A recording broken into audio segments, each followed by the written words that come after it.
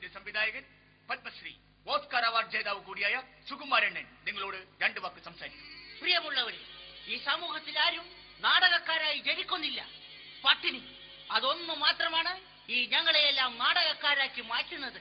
നിങ്ങൾ അനുഭവിച്ചാലും. സംവിധായകൻ പറഞ്ഞത് കേട്ടല്ലോ. നാടകം ആരംഭിക്കും. അയ്യോ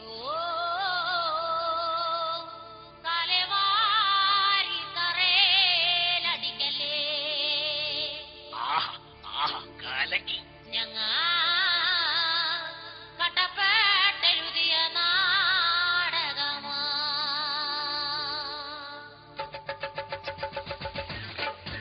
ഞങ്ങ നാടകക്കാരാണ്ടേ നല്ല സൂപ്പർ നാടകമാ. ഈ കത്തനും തട്ടിയും ലൈറ്റും വാടകയാ. നാടകക്കാരാണ്ടേ നല്ല സൂപ്പർ നാടകമാ. ഈ കത്തനും തട്ടിയും ലൈറ്റും വാടകയാ.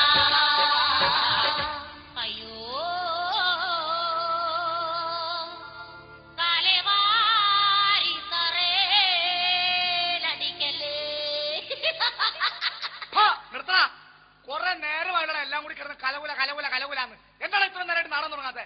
കാലവാരി തറയിലല്ല, കാലവാരി മേപ്പോട്ടെറിഞ്ഞാൽ നീക്ക് കാർമേഘത്തിനിടെ പോയി തങ്ങി നിൽക്കും. പിന്നെ ഒരു മഴ പെയ്താലേ നീക്ക് താഴത്തേക്ക് വരുള്ളൂ. മനസ്സിലാവണ? തുടങ്ങണ നാടകം. സഹൃദയ, ഞങ്ങളുടെ 12ാമത് നാടകം. ആരാണ് എന്റെ പ്രൊഡ്യൂസർ? അഥവാ അമ്മയുടെ ഭർത്താവാണോ എന്റെ അച്ഛൻ?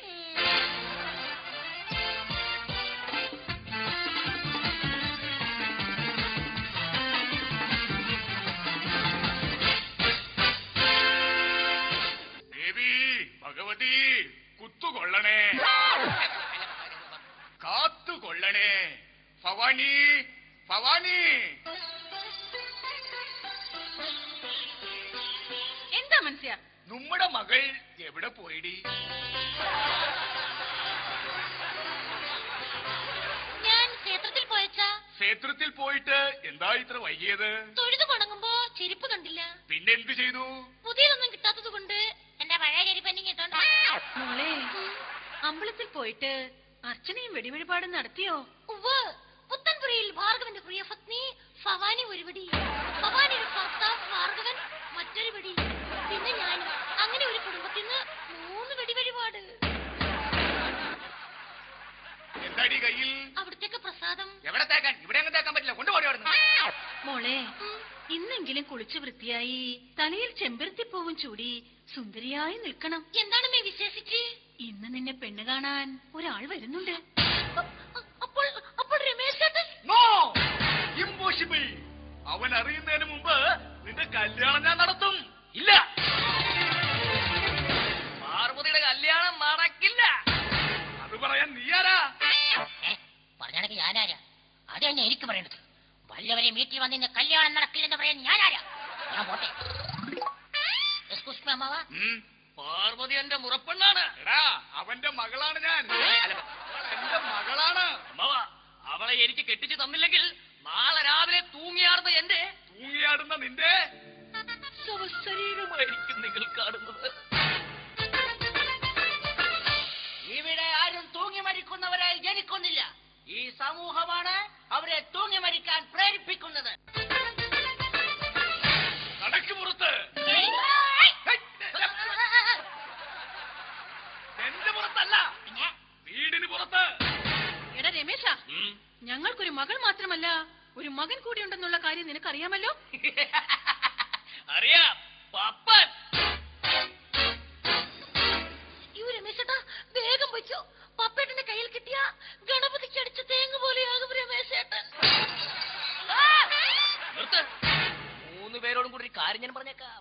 ദൈവം കാൽ വന്നിരിക്കുന്നത് നടക്കാൻ മാത്രമല്ല, പിന്നെ ഓടാനും കൂടിയാ. അമ്മച്ചനകത്ത് പോ. അമ്മായച്ചനോ? അയ്യോ, അതല്ല. അമ്മയും അച്ഛനും ഇപ്പോൾ അകത്ത് പോകാൻ. രമേശ് ചേട്ടന് എല്ലാ കാര്യങ്ങളും ഞാൻ പറഞ്ഞ് മനസ്സിലാക്കിക്കൊള്ളാം. ഭവാനി, നമുക്ക് പോകാം. രമേശ് ചേട്ടന് പുണ്ണാക്ക് വേണോ? പിണക്കമാണോ? എനിക്കാരോടും പിണക്കമില്ല. ഏട്ടൻ എന്നെ വറുത്തുവല്ലേ? അല്ല, വെറുത്തുവല്ലേ? നീയല്ലേ എന്നെ വറുത്തത്? ഇല്ല, എനിക്കൊരു ജീവിതമുണ്ടെങ്കിൽ അത് രമേശ് ചേട്ടന്റെ ഒപ്പം മാത്രമായിരിക്കും. ദൈവമേ, ഇവളെന്നെ കൊലക്ക് കൊടുക്കുവോ? രമേശ് ചേട്ടൻ ഓർമ്മയുണ്ടോ നമ്മുടെ കുട്ടിക്കാലം?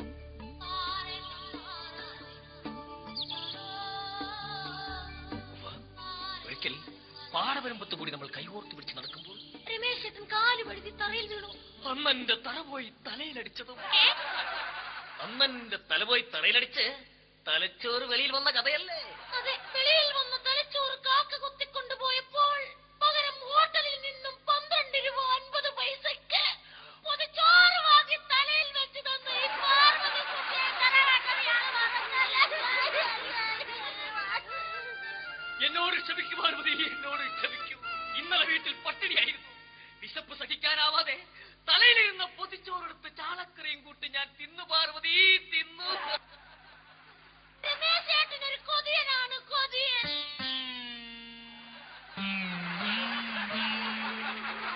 പാർവതി അയ്യോ അയ്യോ പപ്പേട്ടൻ.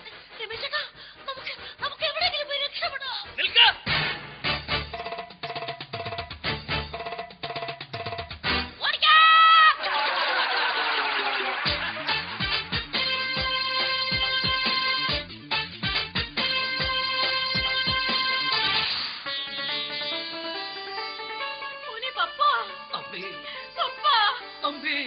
ഞാനും ഒന്ന് കാണട്ടേടി പാപ്പാ.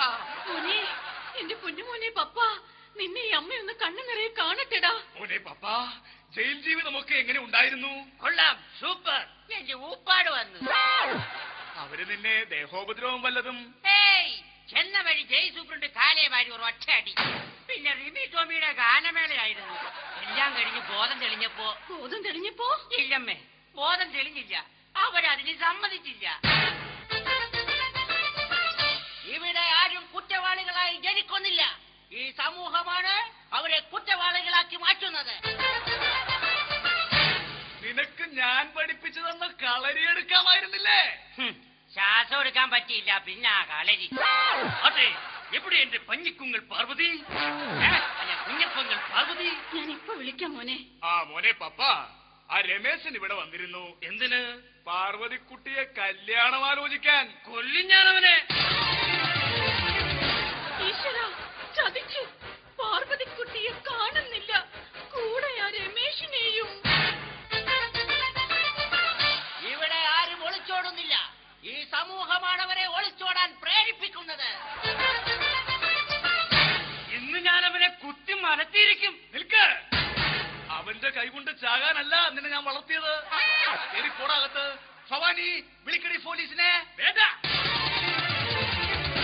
ഞങ്ങൾ ഇവിടെ തന്നെ ഉണ്ട്. നിന്നെ ഇന്ന് ഞാൻ തട്ടിപ്പോകരുത്, അനക്കിക്കളയും. അല്ല, അനങ്ങിപ്പോകരുത്, തട്ടിക്കളയും. പപ്പേട്ടാ, രമേശേട്ടനെ ഒന്നും ചെയ്യരുത്. ഞാൻ ഗർഭിണിയാണ്. സത്യം പറയടി, ആരാണ് ഈ ഗർഭത്തിന് ഉത്തരവാദി? ഞാൻ സതിമന്ദിരത്തിൽ സുഭദ്രയുടെ മകൻ രമേശൻ എന്ന ഈ ഞാൻ. അപ്പൊ നീയാണല്ലേ ഈ ഗർഭത്തിന് ഉത്തരവാദി? ഏയ്, ഞാനങ്ങല്ല. പിന്നെ നീ ഗർഭത്തെ കുറിച്ച് സംസാരിക്കാൻ കാരണം? വെറുതെ ഗർഭത്തോട് താല്പര്യം തോന്നി, അത്ര തന്നെ. അതെ, ഇതിന് ഉത്തരവാദി രമേശേട്ടൻ മാത്രമാണ്. അതെ, നീ മാത്രമാണ് ഇതിന്റെ ഉത്തരവാദി. നീ മാത്രമാണ് ഇതിന് ഉത്തരവാദി. ഓടാണ്, ഞാനങ്ങല്ല. അടിച്ചുകൊണ്ട് നാടകം പൊളിച്ചോളെ. നാടകം പൊളിയട്ടെ, നാടകം പൊളിയട്ടെ. എന്താ കാര്യം എന്താന്ന്? എടാ, വല്ല അലവലാതി പെമ്പിള്ളാരെ എന്റെ തലക്ക് കെട്ടിവെക്കാൻ നോക്കണം നാടകത്തിന്റെ പേര്. എടാ, ഇത് നാടകമാണ്, ഡയലോഗ് പറയാൻ. ആ നാടകമല്ലി എന്ത് തന്നെയായാലും ഈ പരിപാടി ഇവിടെ നടക്കൂല.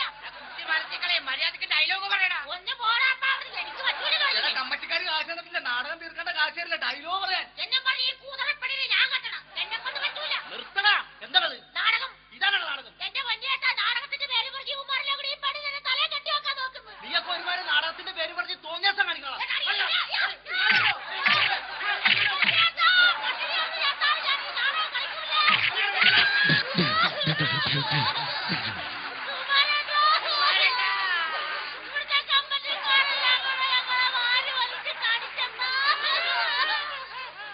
പ്രിയമുള്ളവരെ, ഇവിടെ ആരും വികലാംഗരായി ജനിക്കുന്നില്ല. ഈ കമ്മിറ്റിക്കാരാണ് എല്ലാവരെയും വികലാംഗരാക്കി മാറ്റുന്നത്. സംവിധായകൻ പറഞ്ഞത് കേട്ടല്ല. ഞങ്ങ നാടകക്കാരാണ്, നല്ല സൂപ്പർ നാടകമാ. ഈ കത്തനും തട്ടി